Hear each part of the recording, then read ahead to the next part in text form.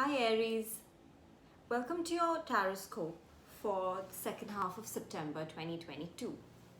My name is Yuvna and I'm going to take you through what I found to be the most significant occurrences for September for your star sign.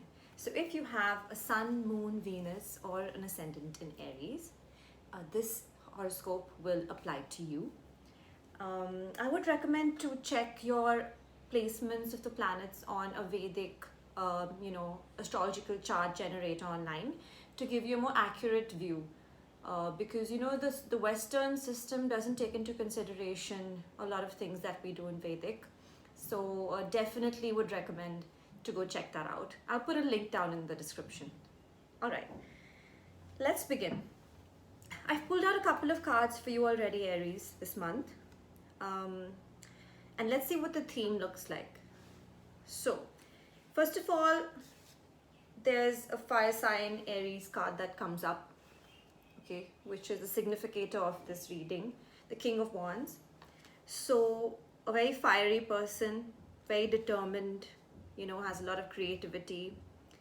But there's something going on this month. There seems to be, Aries, some sadness, some amount of sadness or dissatisfaction with something, I would say,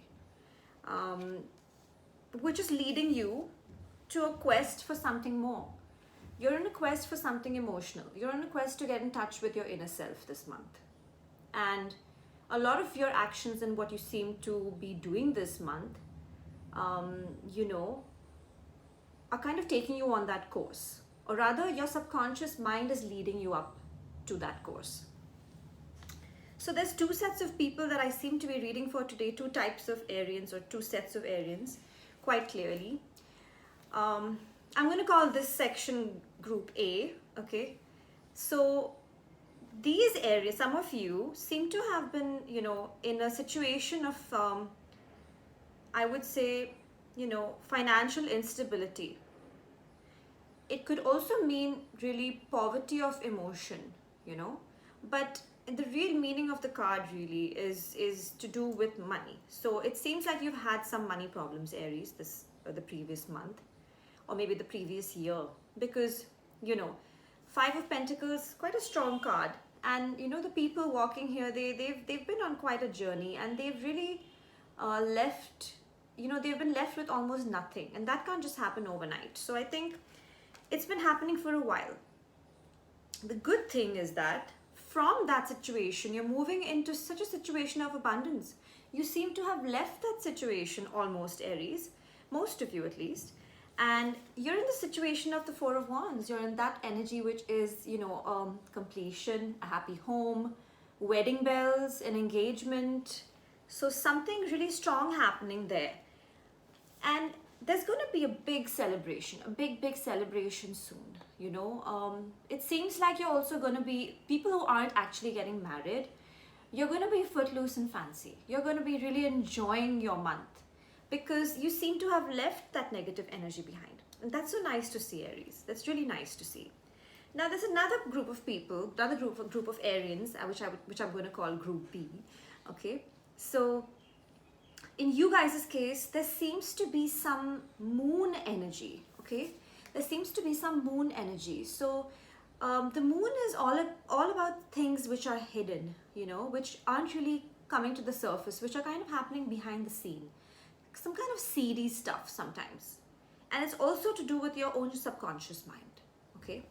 So it seems like there's been an event or some things that have come up from the dark which are causing you to leave a situation emotionally or mentally. You're leaving it. You're kind of away. You're not really in sync with that situation anymore, and you're kind of leaving it for the sake of emotional stability and for the sake of finding yourself. You're trying to find the mind and soul connect, and it seems like you might be just leaving home. You might be moving. You might be leaving your family. Some of you who are married might be thinking of getting separated. Some of you who are in a committed relationship might think of breaking up with your significant other. There might be something like that going on because the Ten of Cups is reversed. So, and that's really is, you know, that is a cup of happiness with the family, emotional satisfaction. So I'm wondering if you're really leaving home, you know. Take it as it resonates, you know. All right. Let's move on to the next set of cards, which are going to tell me what's going on in your psyche. So I'm going to start with Group A. All right. So with Group A, it seems like, you know, you're very disappointed. Sorry, with with Group A. Okay. With Group A, it seems like you're very disappointed with something. You seem to be, even though you have all the happiness, you seem to be disappointed with something. And I don't know if it's still, you know, it's still, you know, it has to do with the fact that you're still looking for financial abundance. But I don't think you need to worry, because it seems to be coming your way. You have the Ten of Pentacles, which is like the best card you can get for you know, it's like the big car, the big house, and the best of, you know, it's like the best card you can get in terms of financial abundance. So I don't think you need to worry at all. With the rest of you, okay, this Group B, it also looks like you're counting, you know, you're really like reaping all the benefits of what you've sown. You're reaping what you've sown, because you seem to be having all your pentacles here with you. Okay, you're satisfied, there's a sense of completion, you're fulfilled. That is money wise. Okay, emotionally is a very different thing. All I can say is, for both groups, there seems to be a sense of karmic retribution here, in a good or bad way, because you have the Wheel of Fortune. When the Wheel of Fortune appears, it just means that that things are moving ahead, things are moving forward, which is why you guys are taking actions. You know, you guys are taking your own action in your own way. Group A is doing its happy home thing, and Group B is doing its, you know, leaving things to just find themselves. Everything seems to have karmic retribution here. There's a hand of destiny at play, and you know, sometimes you just have to accept what life throws at you. And in, you know, in both cases, it's going to be a great outcome. I don't think there's anything to be worried about. Now, there are a few things that are out of your hands, okay, which are kind of destiny. I see that with Group B, okay, there's definitely this sense of disappointment, which is going to continue for a while. It's not going to be like, you know, it's not going to end right away. I would say give it till the first week of October-ish, maybe till the 8th or 10th of October, for you to feel better about this. And finally, you're going to come out the King of Cups, okay? You're going to be the master of your emotions. You're going to be the master of your intuition. You're going to be the master of everything to do with the heart, okay? So your cups are going to be overflowing with joy and emotion. There seems to be some sort of, I don't know if it's for both Group A or B, but there seem to be some kind of struggles, you know. There could be, I wouldn't say physical fights, but there are a lot of struggles, okay? I mean, it could be like arguments and fighting as well, but you know, really this talks about struggles. This talks about a lot of struggles and disagreements. And I think you're either planning to walk away from these fights, or, you know, it's kind of the universe telling you to walk away from it, okay? We'll get into this a little bit later. I'm going to pull out a couple more cards to clarify. There are a couple of you in both groups that are going through the Empress reverse moment, okay?